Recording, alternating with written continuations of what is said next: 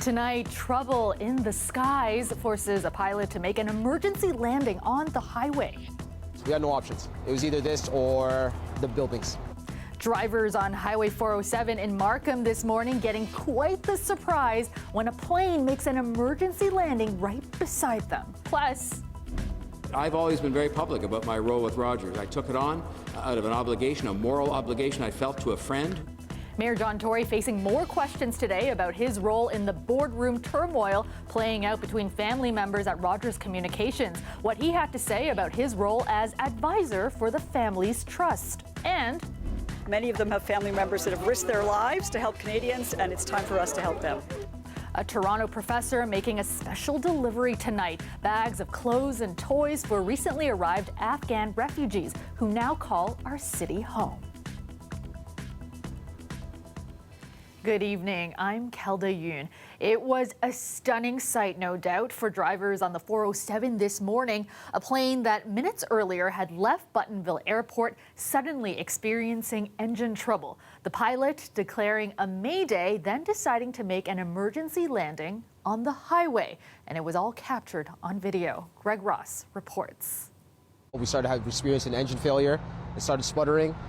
It's a pilot's worst nightmare, but it's what happened on board this plane just before 11 o'clock this morning, shortly after the small 1970s-style Piper Warrior PA-28 took off from Buttonville Airport. Inside, a pilot with 700 hours of experience and this flight instructor were forced to make some quick decisions after realizing the plane had lost power. Once we turned back to Buttonville, or turned towards Buttonville, we knew we couldn't make the field. With a return to the airport out of the question, they decided they had to bring it down on Highway 407, not far from Woodbine Avenue. We had no options. It was either this or the buildings. They called in Mayday, Mayday, Mayday to Transport Canada, to Air Traffic Control, indicated what their problem was, that they were having an engine failure, and they looked down and saw Highway 407 below them. It was a risky option, with several cars on the road at the time. They made a forced approach emergency landing onto Highway 407. No injuries to the two occupants in the airplane, no damage to the airplane, and no damage to any other vehicles involved. Police say the plane passed all safety inspections before taking off this morning. This is the maiden voyage after its 100-hour inspection, which is a typical inspection that's done regularly on these airplanes. An investigation is now underway to determine what caused the plane to lose power.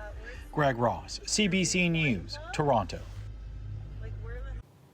The Toronto District School Board is giving unvaccinated workers more time to get their COVID-19 shots. We're now going to take 3 weeks to implement this, and that's really to make sure that the appropriate number of staff are in place to ensure that those who will be put on this non-disciplinary administrative leave, it doesn't leave us short-staffed. The board originally set a deadline of November 2nd for staff to show their proof of vaccination.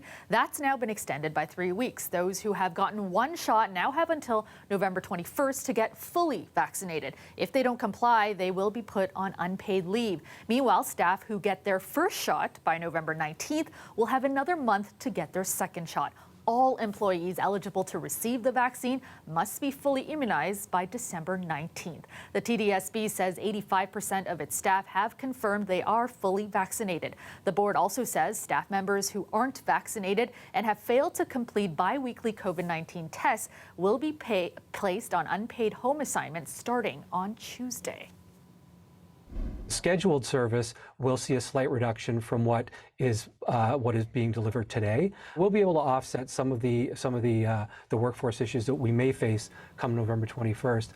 Your daily commute could get trickier next month if you take the TTC. The Transit Authority is reducing service starting November 21st because its vaccine mandate may result in a staffing shortage. But the TTC says its busiest routes won't see service changes. The TTC plans to cancel all weekend and evening closures in order to redeploy drivers to busy routes.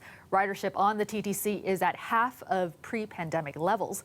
88% of employees have confirmed their vaccination status. Brampton Mayor Patrick Brown is giving kids the green light for Halloween. The fact that, we said by getting vaccinated, it'll help you get back to normal, and we don't have some of these civic events on ones that the city organizes, for me, is not good enough. If you can have 20,000 people indoors at a Maple Leafs game or a Raptors game, there's no reason we can't have these family-oriented civic events. Brown says in-person events can continue for upcoming celebrations and commemorations. That includes Halloween and Remembrance Day on November 11th. Both of those civic events were canceled in the city last year due to rising cases of COVID-19 during the second wave. Now, Mississauga is also giving the okay for Halloween celebrations. The Ford government announcing plans today to spend $100 million to add thousands of nurses in Ontario's long-term care system. It's the second day in a row the province has announced significant plans for the sector, leading up to tomorrow's introduction of new long-term care legislation. Our Lorena Redekop has more. Some in the long-term care sector say staffing is even worse now than during the height of the pandemic. Workers who quit after dealing with the horrors of so many residents dying aren't coming back, and new workers aren't staying. We're already hearing from our frontline workers that new hires are coming into these facilities and spending 2 or 3 days there and saying, no, I can't do this. This is not for me. Today, the minister proposed to change that. Investing an additional $100 million over the next 4 years to add 2,000 additional registered practical nurses and registered nurses to the long-term care workforce. Workers will be able to upgrade to another job and receive funding to do it. Personal support workers can study to be a registered practical nurse.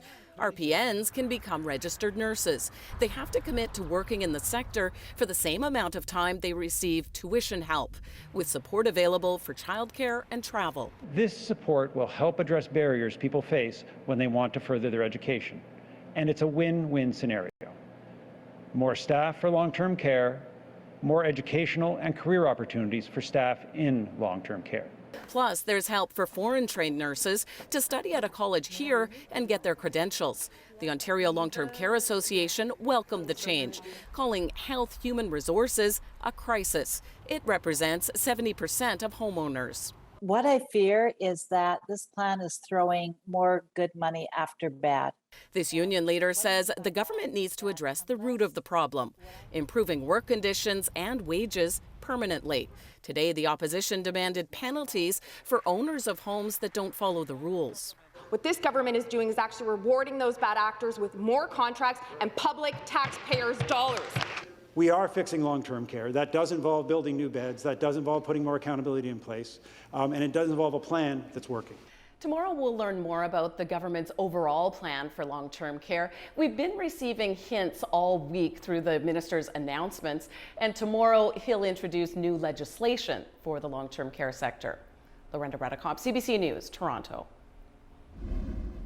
Meteorologist Colette Kennedy joins us now with a first look at the forecast. And Colette, a beautiful day. So nice to see some of that sunshine today. Yeah, Kelda, such a contrast from yesterday's conditions, right? And, you know, I wish we could bottle this and just push it a few days out and have this be Halloween, because it would be so perfect for our trick-or-treaters, right? But nonetheless, here we are with temperatures above seasonal on this Wednesday, 16 in Oshawa and Toronto and Kitchener and London and Peterborough. And why was it cooler in southwestern Ontario? Because of the cloud deck, those stubborn clouds that, just like I was saying yesterday, they weren't going to quite clear out of southwestern Ontario. So dealing with that. Now, the heavier clouds, so some of those lower, thicker clouds, will pull back from southwestern Ontario, but then we'll get some higher level and mid-level clouds. So it's actually an improvement here in terms of what we'll be seeing, but that cloud deck will start to push into the GTA as we get into the day on Thursday, so we'll actually see some increasing cloudiness. Not only that, an easterly breeze that gets stronger off the lakes means on the tail end of the lake there, like around Hamilton, areas like that, you're going to see extra cloud cover and a cooler breeze. Tonight, seasonal 4, and tomorrow, with that cloud coming in, 12 degrees for the high. Thanks so much, Colette. Toronto Mayor John Tory got a bit emotional today as he faced more questions about his role in the boardroom turmoil playing out at Rogers Communications. The high-profile power struggle atop one of Canada's largest telecom companies looks to be heading for the courts. But as a former executive and friend of the Rogers family, Mayor Tory has been trying to resolve it. Ali Chiasson takes a deeper look. John Tory says, make no mistake, your mayor likes to mayor. I'm sitting at my desk at 6 o'clock in the morning doing the people's work, and I sit there all day, most days. He also happens to be an advisor to the Rogers Control Trust. Considering the telecom giant is embroiled in a battle for control of the company, Tory was asked about whether he can or even should be playing mediator to it. I made a commitment to my friend who had such a huge role in my life, and his family who have been so important to my life, to my business career and to my personal life, that I would try to help. That answer got deep because John Tory's connection to the Rogers family runs deep, beginning with his mentor, Ted Rogers. Ted Rogers did his articles at Tory, which was a law firm that was founded by John Tory's grandfather. I mean, that's how far the family links go back. We think it's a really exciting new way to use television. John Tory himself was, a senior executive, a senior manager at Rogers from the 1990s onwards.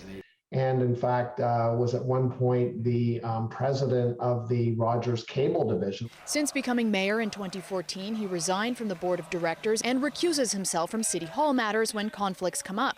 Toronto business professor David Soberman says, as long as the mayor only acts as a mediator in the company crisis, albeit a salaried one, a bigger concern is the attention it takes. These sorts of disputes, and having sort of seen a number of them myself, can be like a giant time vacuum and sort of sweep up all your time.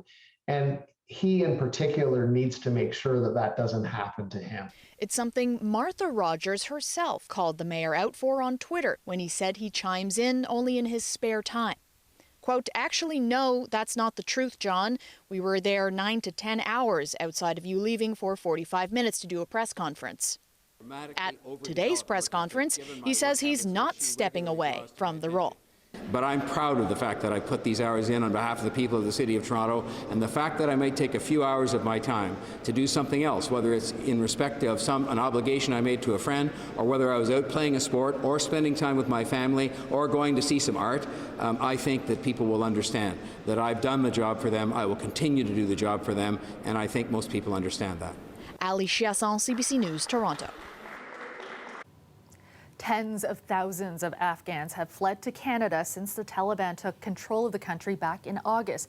Here in Toronto, some families have settled temporarily at hotels near the airport with just the clothes on their back. Now, a Toronto professor is on a mission to make sure these families have what they need ahead of the cold winter months. Dahlia Ashry has this story. One for adult boots and one for kid boots. A moment of car Tetris for Barbara Falk and her friend as they load up a car with dozens of bags filled with winter clothing and basic goods to be distributed to Afghan refugees living in a hotel by the airports. We came here to save us and our children.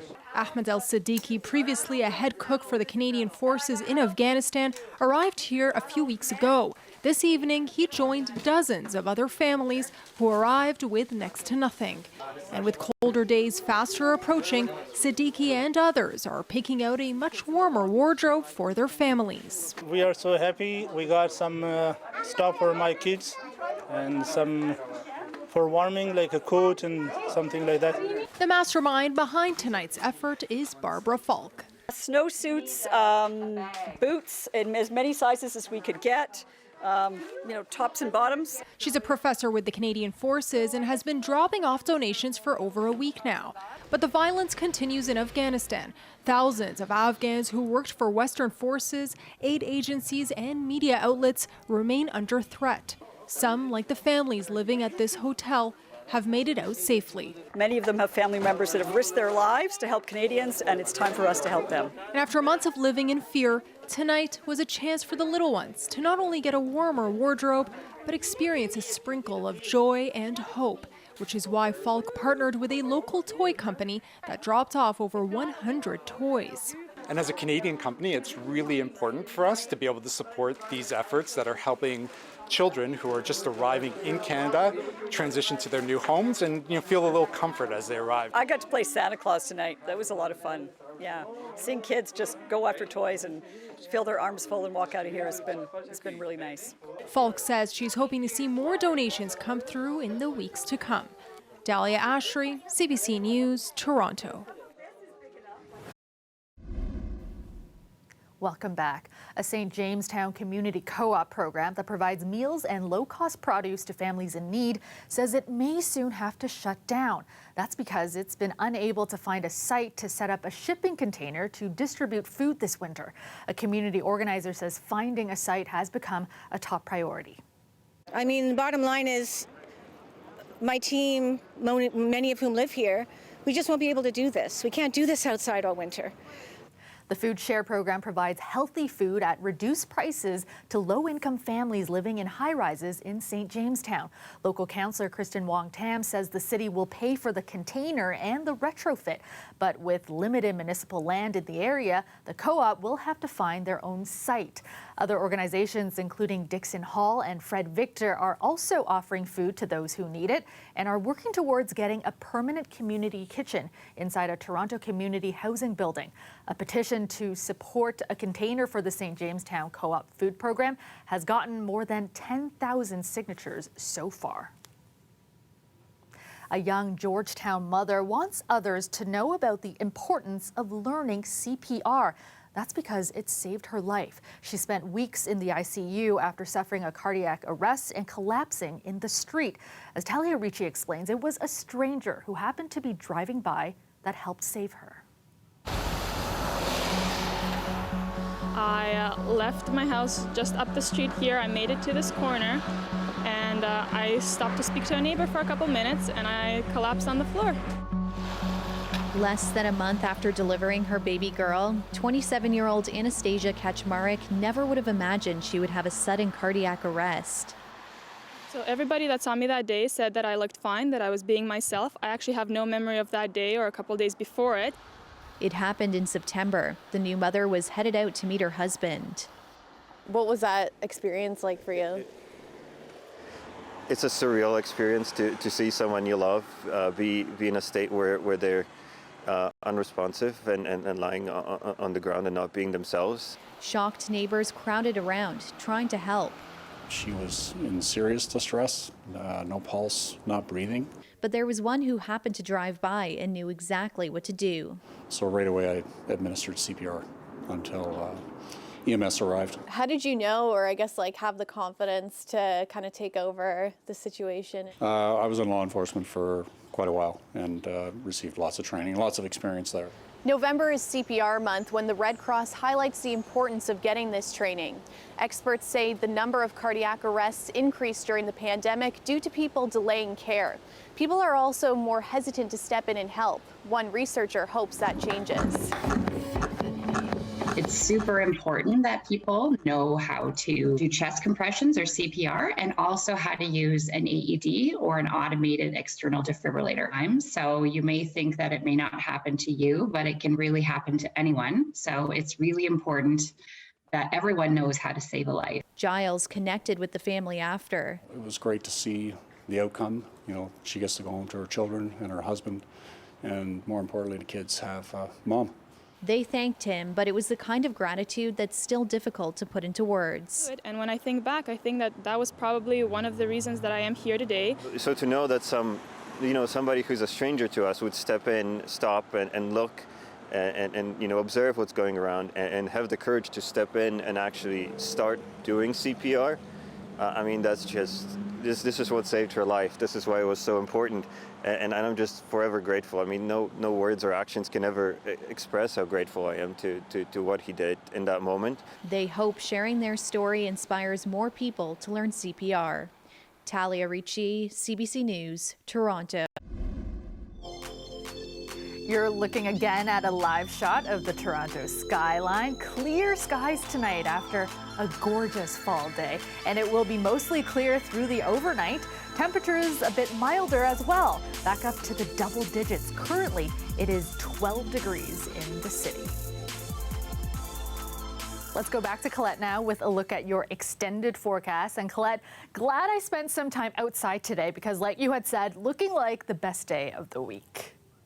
Yeah, absolutely gorgeous. It did not disappoint, and we're going to see, subtle changes tomorrow. It's not going to be quite like it was today, but not too bad. We don't really get into that rainy pattern until we get to about Friday. So seasonal temps tonight. That's a cool start tomorrow morning, it is, and some increasing cloudiness. We're also going to see that easterly breeze kind of kicking in tomorrow. So I want you to watch the western edge of Lake Ontario. Plus, this is that stubborn cloud deck for southwestern Ontario. We exchange it for some clouds that aren't quite so low level, and so we will get some sun coming through that tomorrow. But as we get those easterly winds kicking up, remember I said to watch here, we'll start to get into some pretty persistent cloud cover kind of through that area. So around Burlington, into the Hamilton region, perhaps towards Grimsby, you may do a little better there, where those clouds becoming thicker there. Increasing cloudiness right across southern Ontario into eastern Ontario as the day wears on, so into the afternoon, and then rain on the doorstep Thursday night into Friday for southwestern Ontario. That too will start to track eastward. As it does, we'll have rain from southwestern Ontario pushing into the Niagara region after the lunch hour on Friday, then taking a little more time to push into the GTA. I'll be watching and tweaking the timing on that for you, but what weather is coming for the end of the week. The temperatures tonight, especially with some of that extra cloud, even though it's going to be shifting out a bit milder for southwestern Ontario. Temperatures tomorrow, you get kind of the better day there in Windsor tomorrow than what was today around the GTA. There are some of those cool readings. Markham 2 degrees overnight tonight, and that easterly flow. So a look at your temperatures for tomorrow. A little milder towards St. Catharines. Those clouds hold off a little bit. We may do a little bit better than that 12 degrees for Toronto. 11 Friday, wet conditions into Saturday, and then for trick-or-treaters on Halloween, although there's a chance of showers, it's more earlier in the day. I do think Kelda will be drying out by the time we get to those witching hours. All right, fingers crossed. Thanks so much, Colette. And that's our show for you tonight. Thank you so much for watching. I will see you back here tomorrow night at 11. Have a great night.